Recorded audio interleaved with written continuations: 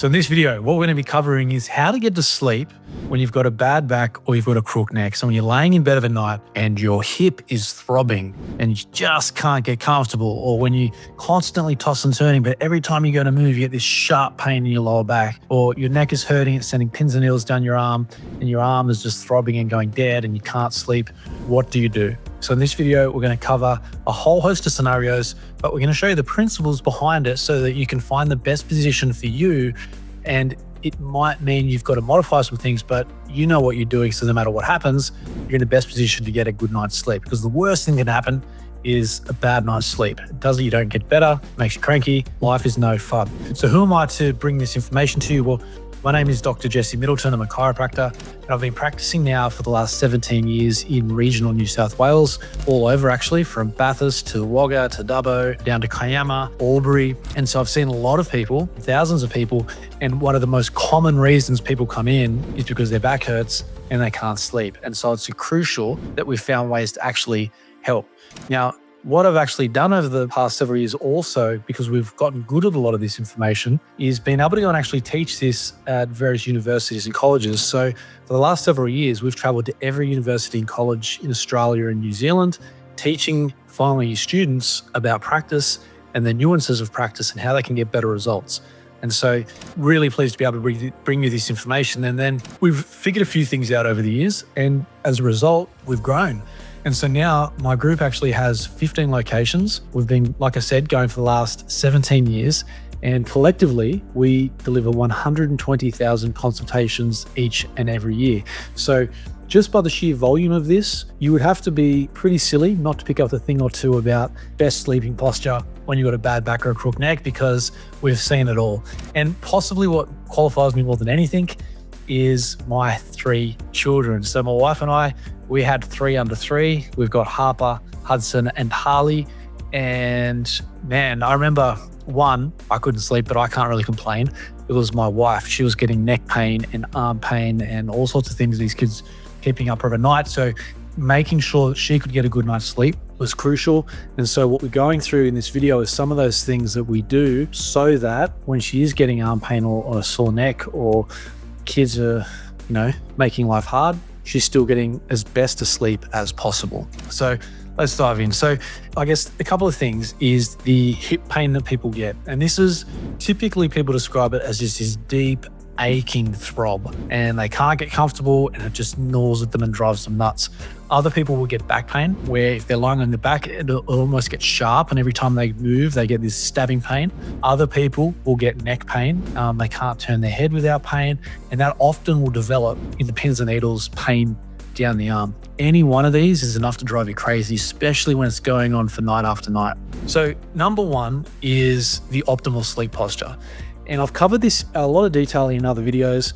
Ideally, you want to be sleeping with your spine straight or in as neutral a position as possible. So that means you're not twisting it, you're not bending it, it's in its natural position. Now, a lot of this actually goes out the window if you're in pain and you're just trying to get some sleep. So I want to show you some of the positions you can put yourself in, which, depending on where the pain is, will take some of the pressure off to give you a bit of relief. Now, starting with the low back, a couple of things to know. You've got a sciatic nerve that runs deep into your butt. So this is looking for someone from behind. This thing here is a tailbone, pelvic bone, and hip bone. So if you touch the side of your hip and you've got that knob sticking out, that's it. And you can see the sciatic nerve actually comes back there.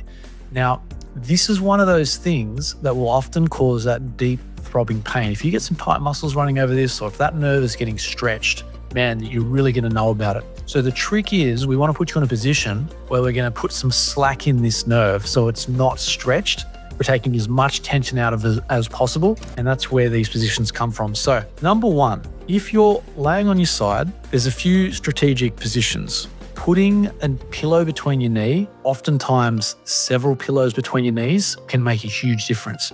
What that can do, if you can elevate this top leg so that it's not twisting you forward, that can take a lot of pressure off the hip and the sciatic nerve. So you'll see here, this person's actually bent at the hip and bent at the knee, and they've got this pillow here. Another option would be you've got a straight lower leg and you've got several pillows that are supporting that knee in that bent position. They've also added another pillow or a towel in this instance in the small of their back so that that's supporting the curvature of the low back. That's another way of doing it.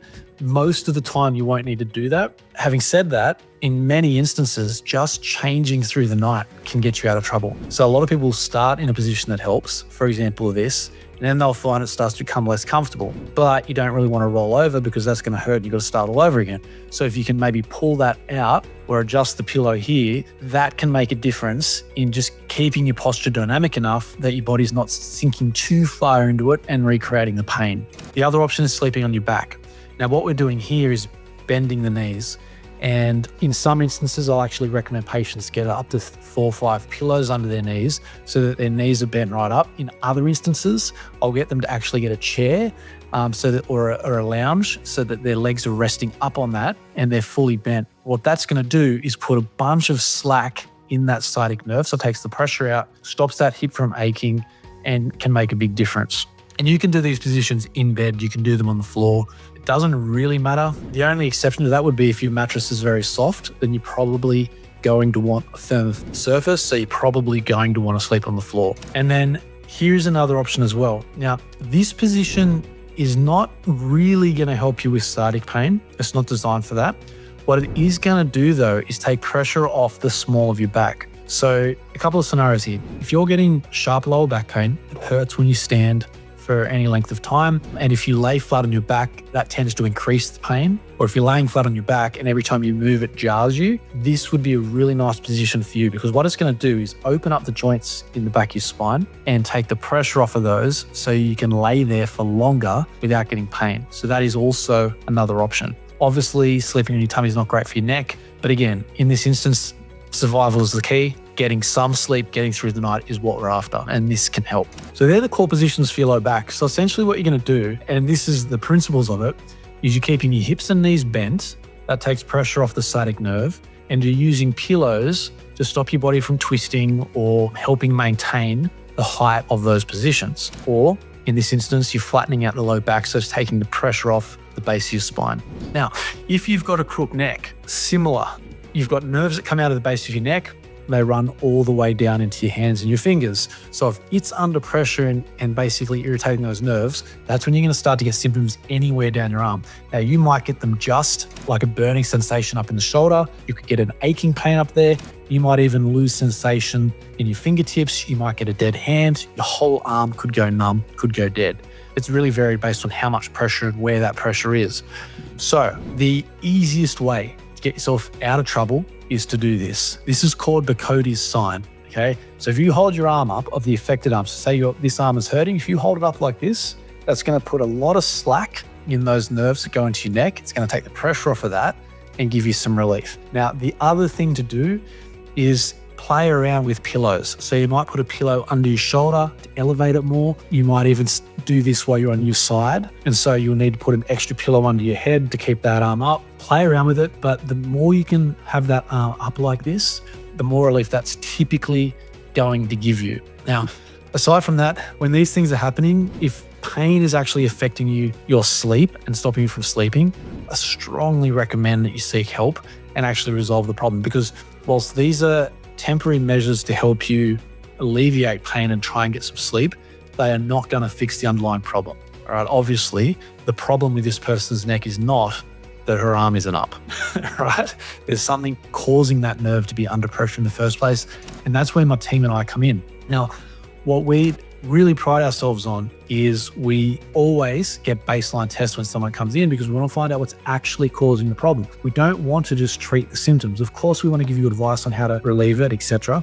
But we want to do our best to make sure that we can get it right the first time so that it doesn't come back and you've got lasting change. And that's what's different with chiropractic versus, say, taking painkillers, etc. We're trying to actually correct the problem, not just treat the symptoms. So the way we do that is we want to find out what's actually causing the problem in the first place. So all of our clinics have on-site x-rays, so we're able to get x-rays instantly. You can see them straight away. It's really convenient, but it also means we can get to treating you faster because we actually know we can figure out the problem faster.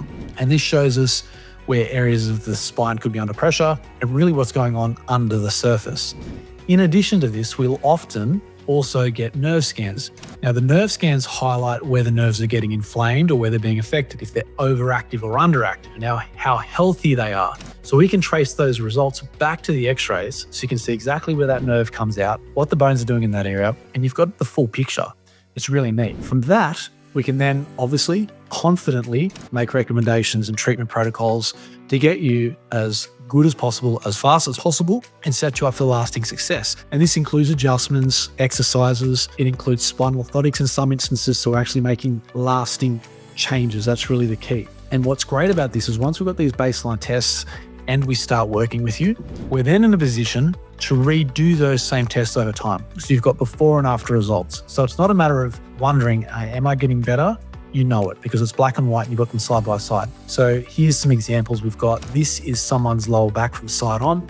The blue line is normal, where the alignment should be. The red line is what it's actually doing. In this instance, what would be a great posture for this person is they would have trouble sleeping on their low back, flat on their back. So laying on their tummy would be the sort of thing which would help this person take the pressure off and reduce the pain they're getting in the low back. But we worked with this person, and 12 weeks later, this is the change. We retake the x-rays and you can see that the alignment is pretty much bang on. Now, why that's important is because your optimal alignment is at the point of maximal strength. Your spine is as strong as possible. It's not going to wear as fast. It's basically where it should be. And that's the point. This is an example of somebody's neck. So before and after, you can see here they've lost the normal curve in their neck. That red line means their neck's flattened out as opposed to having this nice C shape. We retook x-rays 12 weeks later and you can see the C shape is returning. Definitely not perfect, but definitely a ton better.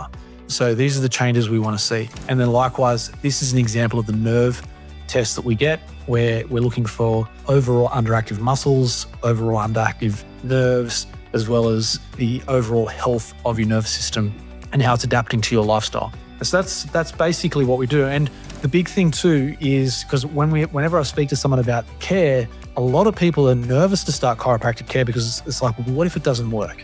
And then I get it, especially if it's a new thing. And this is why we actually have a money back guarantee, which is extremely rare in the health space.